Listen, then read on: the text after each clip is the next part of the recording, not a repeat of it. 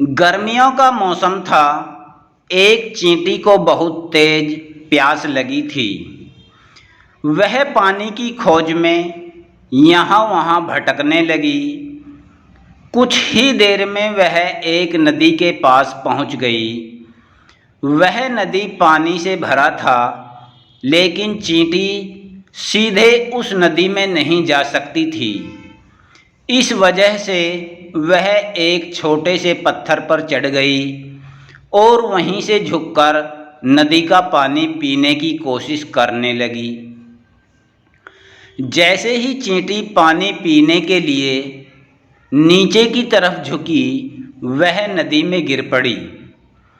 उसी नदी के किनारे एक पेड़ पर बैठा कबूतर यह सब देख रहा था। उसे चींटी की हालत पर दया आ गई और उस कबूतर ने चींटी को बचाने की योजना बनाई।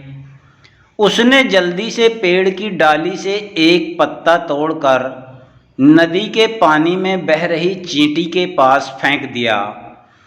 चींटी उस पत्ते पर चढ़कर बैठ गई और जब वह पत्ता नदी के किनारे पहुंचा तो वह पत्ते से कूदकर जमीन पर आ गई। चींटी ने अपनी जान बचाने के लिए कबूतर को धन्यवाद किया और वहां से चली गई।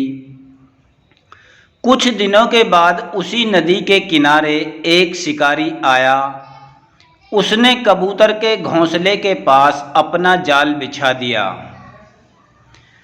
जाल पर दाने फैलाकर वह पास के एक झाड़ी में छिपकर बैठ गया। कबूतर शिकारी और उसके जाल को नहीं देख सका। उसने जमीन पर जब दाना देखा तो वह उसे चुगने के लिए नीचे उतर गया और शिकारी के जाल में फंस गया। उसी समय चींटी भी वहां आ गई थी।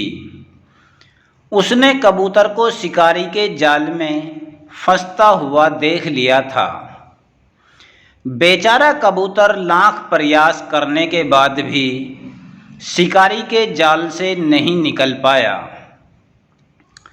इसके बाद शिकारी आया और जाल में फंसे कबूतर को उठाकर चलने लगा।